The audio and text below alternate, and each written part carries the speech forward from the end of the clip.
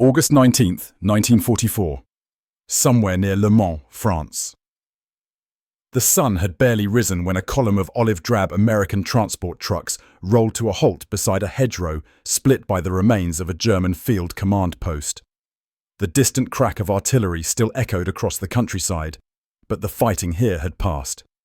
The war moved quickly now, surging eastward, and what it left behind, shattered convoys, disoriented stragglers, abandoned equipment, became material for the next phase of operations.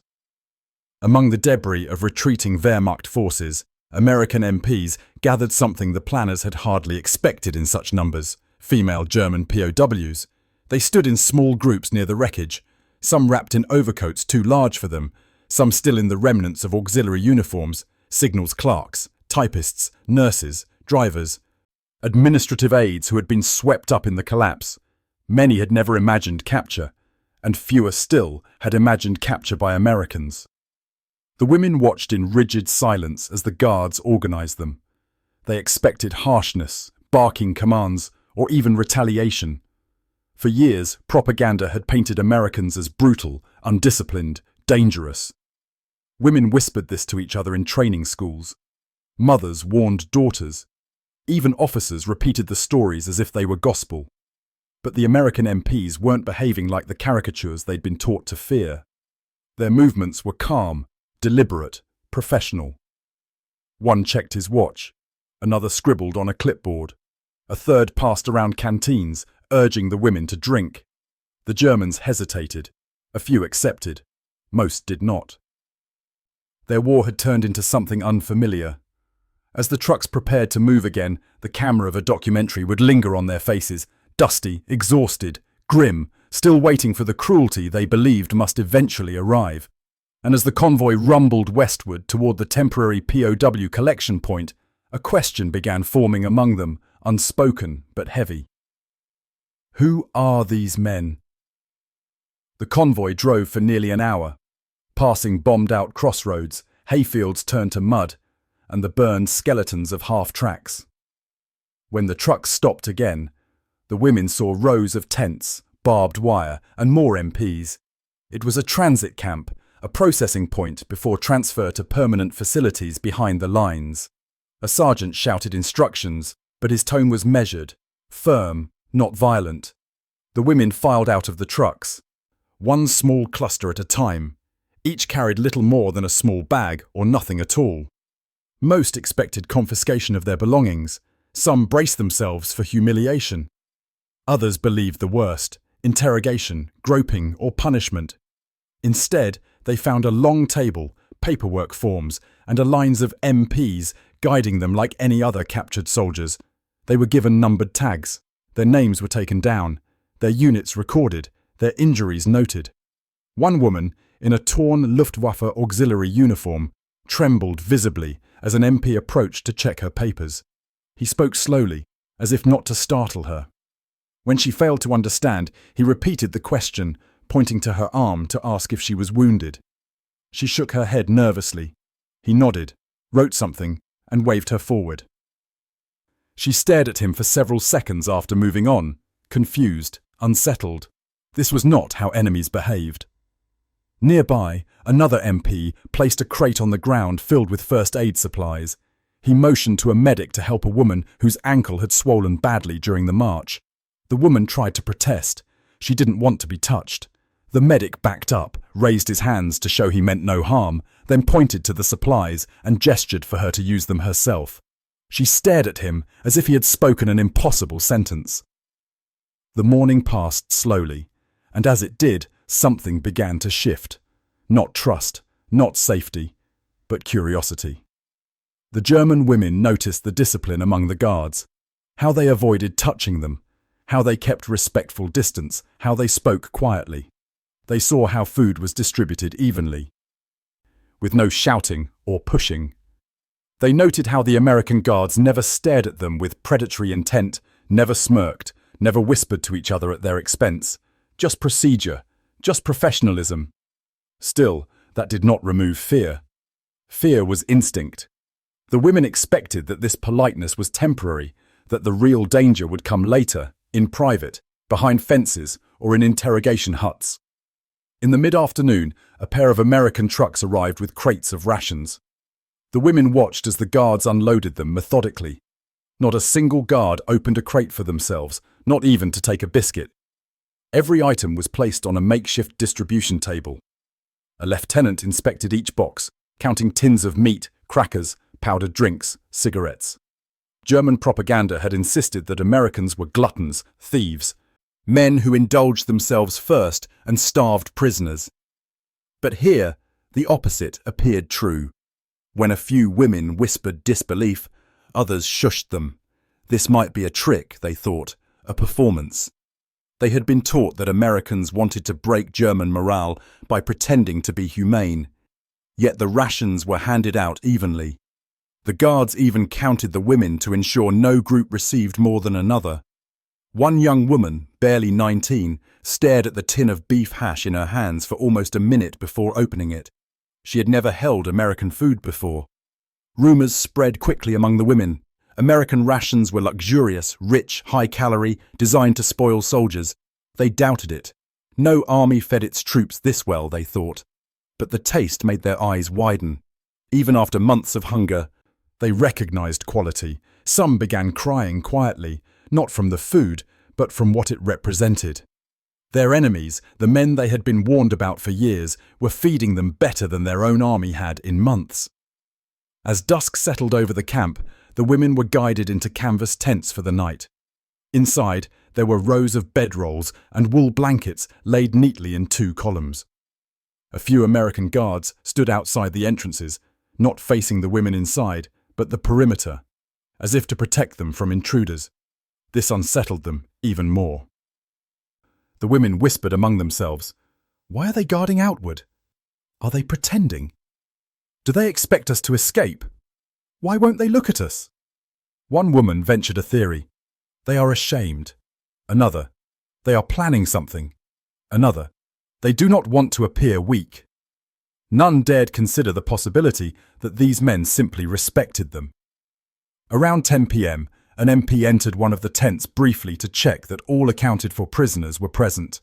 His posture was rigid, his gaze kept above head level, deliberately avoiding eye contact.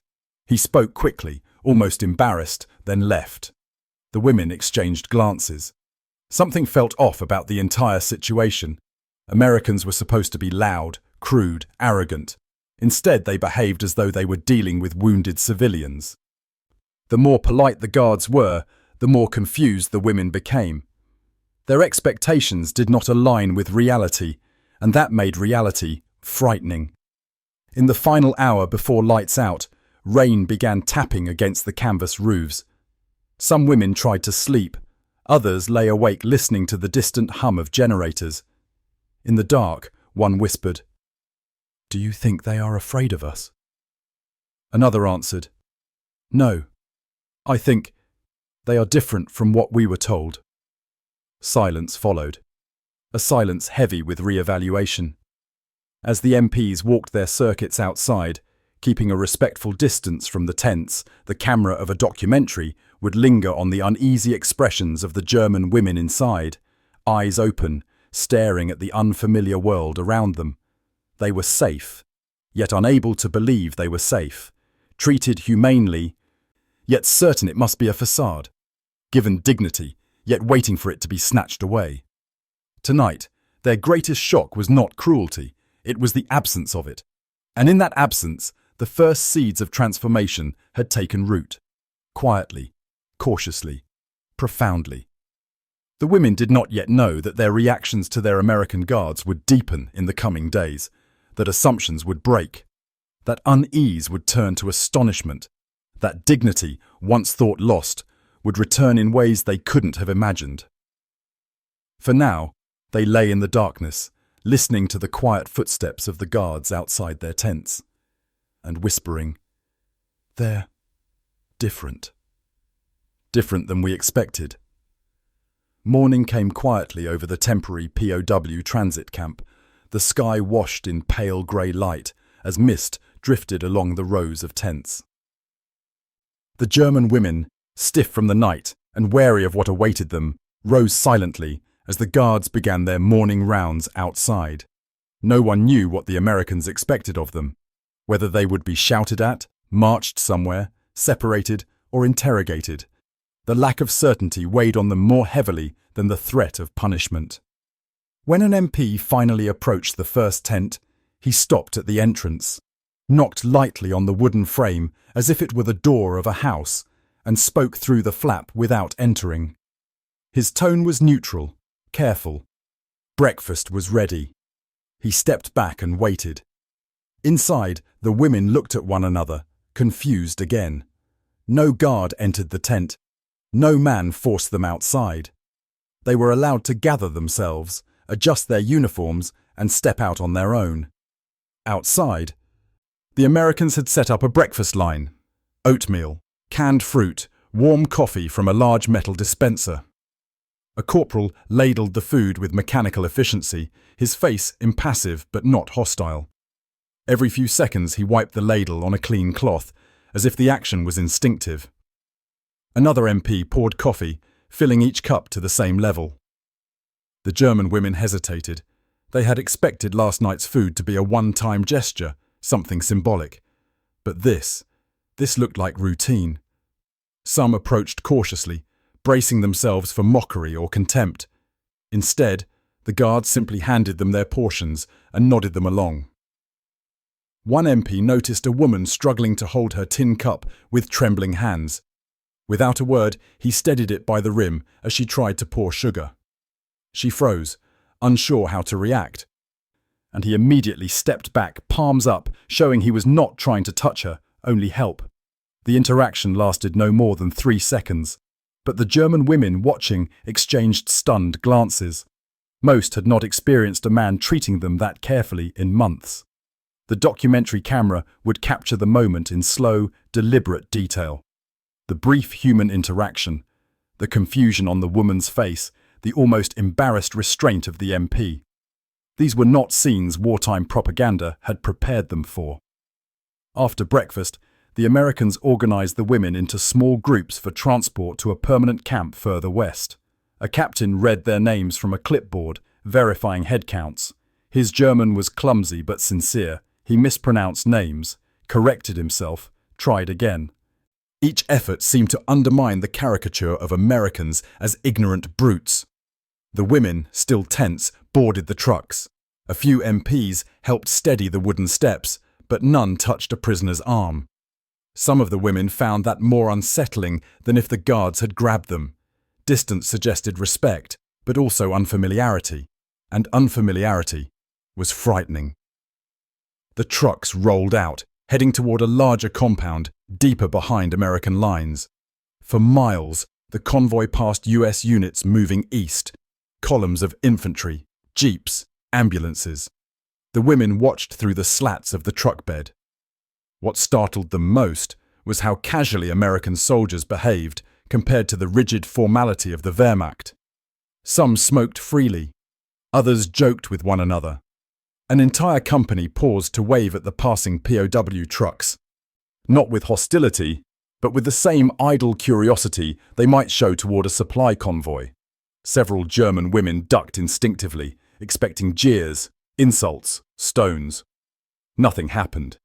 The Americans simply went back to their tasks.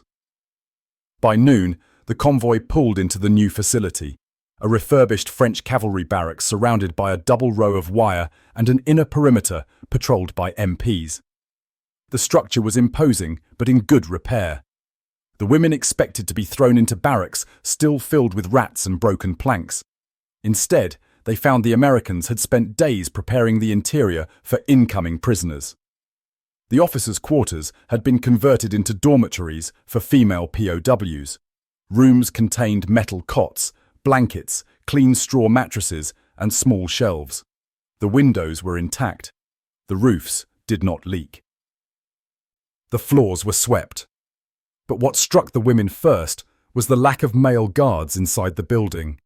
MPs escorted them to the entrance, gave instructions, and then remained outside, leaving the interior to be supervised by a small team of Red Cross volunteers and a few older American administrative personnel, women, not men.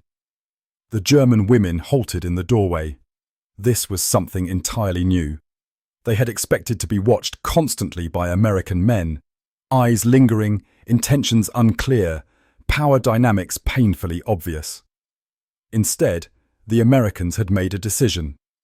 Female POWs would be guarded where possible by female personnel, not because regulations required it, but because someone in the chain of command had decided it was appropriate. Many of the German women did not know how to interpret that. Some felt relief. Others felt disoriented.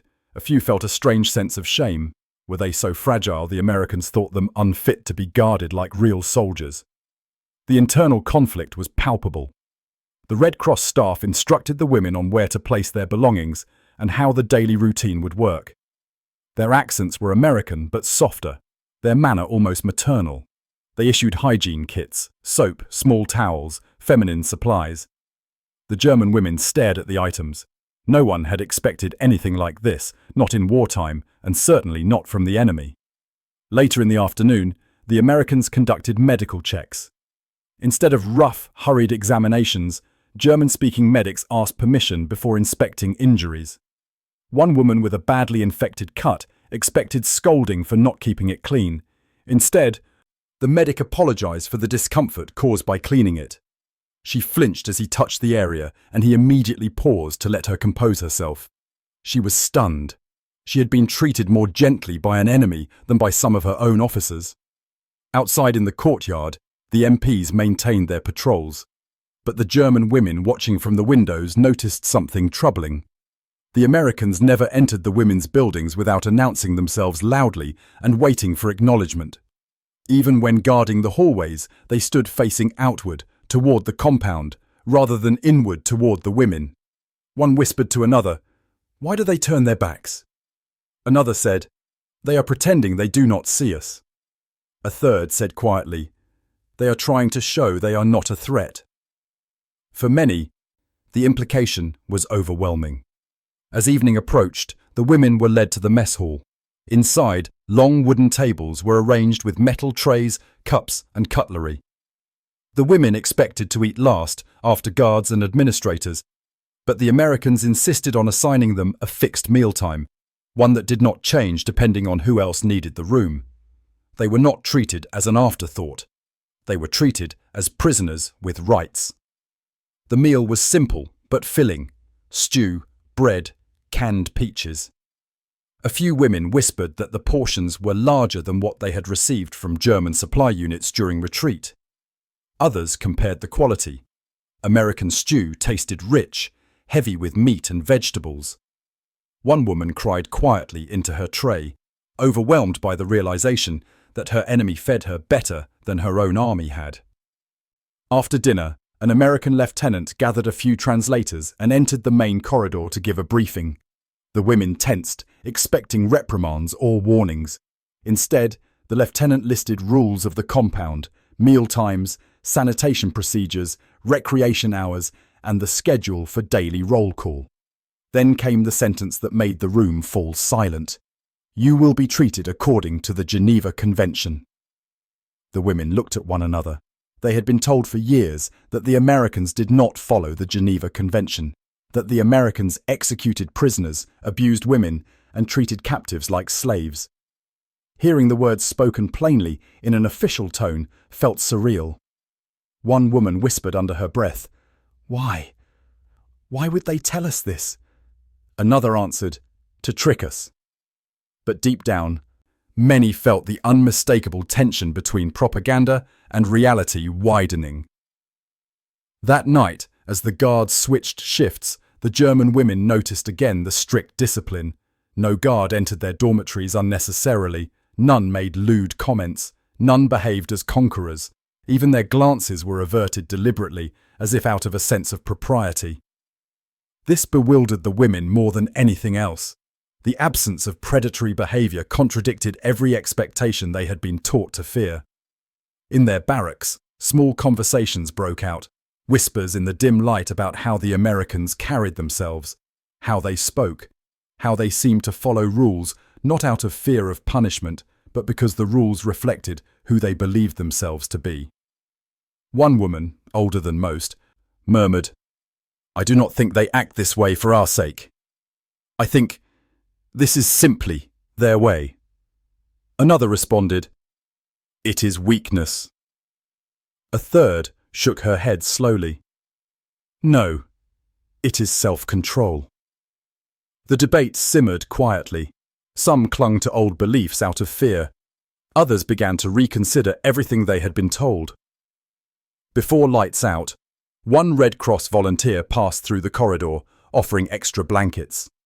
A 20-year-old German auxiliary stared at the blanket handed to her, then asked the volunteer, awkwardly, in halting English, why the Americans were doing this.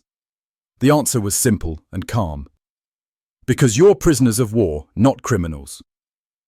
The woman did not know how to respond. She held the blanket against her chest long after the volunteer left, as if the softness of the wool confirmed something she had never imagined could be true. Later, as the camp settled into darkness, the documentary camera would pan slowly across the rows of cots filled with women staring at the ceiling, silently, privately re-evaluating their enemy. For the second night in a row, the greatest shock was not violence, not interrogation, not humiliation. It was restraint, it was safety, it was dignity, and it was beginning to crack the foundations of everything they had believed about American men. The narrative arc of their astonishment was only starting. Tomorrow, they would see more. Things that would unsettle them, shame them, anger them, and eventually reshape their understanding of the people guarding them. But for now, they drifted into uneasy sleep, whispering variations of the same sentence. They are not what we expected. The third morning in the American-run POW camp began with a quiet, almost domestic rhythm that felt unreal to the German women.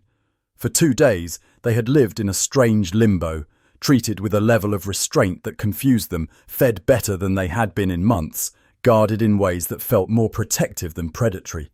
Yet fear still lingered beneath every moment, because the women expected the facade to break at any time. But on this morning, something happened that changed the atmosphere in ways none of them anticipated. Shortly after sunrise, a group of American engineers arrived near the compound's well to repair a malfunctioning pump. The German women observed from the windows as the men unloaded tools and heavy wrenches. These were not MPs. These were large, broad-shouldered mechanics in dusty uniforms, sleeves rolled up, carrying equipment with casual strength. The sight of physically imposing American men this close made many prisoners tense again. Their bodies stiffened. Conversations halted. A few instinctively stepped away from the windows. For months before their capture, German propaganda had portrayed American soldiers, especially physical laborers, as crude, aggressive, sexually predatory. The idea was planted deliberately into the minds of every German woman who might serve near the front. The presence of these men so close triggered those old fears instantly. But the engineers hardly glanced in their direction. They focused entirely on the broken pump, cursing mildly under their breath as water sprayed from a cracked pipe. One of them, a sergeant with arms as thick as fence posts, wiped sweat from his forehead and muttered something about the equipment being French junk. The others laughed. They exchanged jokes among themselves, ignoring the women completely. The German prisoners could not understand the words, but they recognized the tone. It was laughter, not menace, work, not dominance. Several women felt their shoulders soften. Then something even more unexpected happened. As the engineers continued repairs, an MP approached with a clipboard and asked them to be mindful of the women's quarters, specifically not to enter without authorization, even for mechanical tasks. The engineers nodded casually, as if this rule was obvious. No eye-rolling, no crude jokes, no resistance. To the women watching, this was baffling. Why would American men need a reminder, unless they intended to respect it? For the rest of the morning, the engineers remained outside the building, completing the repairs in the open courtyard. They talked loudly, joked, argued about tools, and passed bottles of water among themselves. They acted as if the women weren't even there. For the prisoners, that indifference, a dignified, professional indifference, felt more protective than any guard. It was the first moment many of them stopped seeing the Americans as unpredictable threats and began seeing them as men governed by rules and habits and boundaries. By midday, the pump was repaired. Water pressure was restored to the barracks. The engineers packed up without fanfare, waved to the MPs, and left. Inside the windows, dozens of German women exhaled slowly, as if they had been holding their breath for the entire hour. For some, it was the moment everything shifted. After lunch, the Americans introduced something else new: work rotations for prisoners who wished to volunteer. These tasks were light, sorting supplies, cleaning common areas, loading laundry carts, or assisting Red Cross workers. The women expected these tasks to be mandatory, harsh, or humiliating. Instead, the lieutenant explained, through a translator, that participation was voluntary and rewarded with additional rations or small privileges such as library access or extended recreation time. The women whispered among themselves: voluntary labour, privileges, access to books. Who treated prisoners like this? When the sign-up sheets were posted, several women approached cautiously. The Red Cross staff explained each duty. The Americans emphasized there would be no punishment for refusing. Many women simply stood stunned. In the German system, refusal meant punishment. Hard labor was standard. Humiliation was normal. Yet here, the Americans behaved as though these women still held agency. That afternoon, as a few prisoners swept the corridors, something subtle but powerful occurred. An MP approached with a broom, paused, and gestured awkwardly for one of the women to step aside so he could dust a high shelf she couldn't reach. She blinked at him, unsure if this was a joke. He didn't take the broom from her. He didn't lecture her. He simply did the part she physically could not do, then handed the broom back with a nod and walked away. The woman stood motionless, gripping the broom, overwhelmed by the absurdity of the moment. An American guard had helped her, not as a captor helping a subordinate, but as a man helping someone because it was efficient and polite. When she told the others, reactions ranged from stunned silence to disbelief to emotional collapse. One woman covered her mouth and cried because the memory of how German officers treated female auxiliaries, shouting, mocking, grabbing, dismissing, came back to her with painful clarity. The contrast was unbearable. Later in the afternoon, the Americans held a medical briefing. The camp doctor, a calm, middle-aged officer with wire-rimmed glasses, addressed the group through two translators. He explained that several of the women were malnourished, many were dehydrated, and a few showed signs of infections or untreated wounds. He made something clear: no male medic will examine any woman without a female attendant present. The women froze. That policy was not common in their own army. Then he added, "And if any prisoner ever feels uncomfortable, you may refuse examination. We will return when you are ready." Refuse examination? Without consequence? Some women's eyes widened in disbelief. Others frowned, suspicious. A few lowered their heads, shaken. The Americans were treating them as people with boundaries, not objects of war. That evening, when the prisoners returned to their dormitories, a quiet, collective shift had occurred. Conversations that once carried fear now carried confusion, and reluctant admiration, and unsettling respect. By nightfall, another incident deepened the shift. An MP, during perimeter patrol, noticed a group of German women struggling to move a heavy crate of supplies during their work shift. He approached but stopped several feet away, unsure how to assist without crossing lines. After a moment, he motioned to them, then pointed to the crate, then to himself, asking permission silently. The women hesitated, then nodded. He lifted the crate with ease, carried it into the storeroom, and immediately stepped back outside, avoiding their gaze as he left. The women stared after him in stunned silence. One finally whispered, "They ask permission. For everything." Another responded softly, "They are stronger than we are. They could do anything to us, but they don't." Another murmured, "That is what frightens me most. They choose restraint." As darkness settled, the women gathered on their bunks, speaking quietly, privately, vulnerably. The conversations were no longer about whether Americans would hurt them. The question had transformed into something far more introspective. Why don't they? One woman suggested that the Americans were trying to impress neutral observers. Another insisted the behavior was strategic, intended to make German POWs speak kindly about the United States after the war. But one older Red Cross volunteer overheard the debates and gently explained something simple. This is how they run their prison camps, all of them, male or female. The statement hit the women harder than any speech. It implied consistency. It implied principles. It implied this treatment had nothing to do with manipulation or deception. This was standard. This was normal. As the night deepened and lights dimmed, the women lay awake contemplating the implications.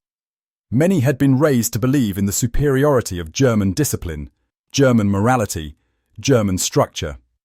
Yet their lived experience now contradicted that belief. American men, big, loud, joking, casually dressed, relaxed, were behaving with more restraint, kindness, and professionalism than many German officers ever had. This realization unsettled them at a profound identity-level depth. Before final lights out, the lieutenant made his rounds, checking the dormitory list and ensuring the guards were rotated. Again, he didn't enter the women's quarters. He didn't stare. He didn't assert any authority beyond what procedure demanded. He paused at the doorway, addressing the translator with a quiet reminder. "Tell them they are safe. Tell them no American will harm them in this camp. That is our word." The translator conveyed the message. The women listened in absolute silence. Some lowered their heads. Others blinked away tears they didn't want anyone to see. The word safe had not existed in their lives for years. As the guards took their positions outside the building, facing outward once again, the documentary camera would move through the dimly lit dormitories, capturing faces softened in confusion, embarrassment, relief, and deep private conflict. The war had stripped them of dignity. The Americans were giving it back without asking anything in return. And that simple, quiet, unexpected humanity shattered more propaganda than any battlefield loss. Before sleep overcame them, one woman whispered into the darkness, "Speaking for many, they're bigger than we expected." Another voice answered faintly, "Not just their bodies, their restraint." A long pause, then a third voice, "It is hard to hate men who behave like this." The room fell silent, the weight of the words settling like dust on the floorboards. Outside, the MPs walked their steady paths around the perimeter. Inside, the German women lay awake, realizing that their enemy was not the monster they had been taught to fear. And in that realization, the war, at least for them, changed forever.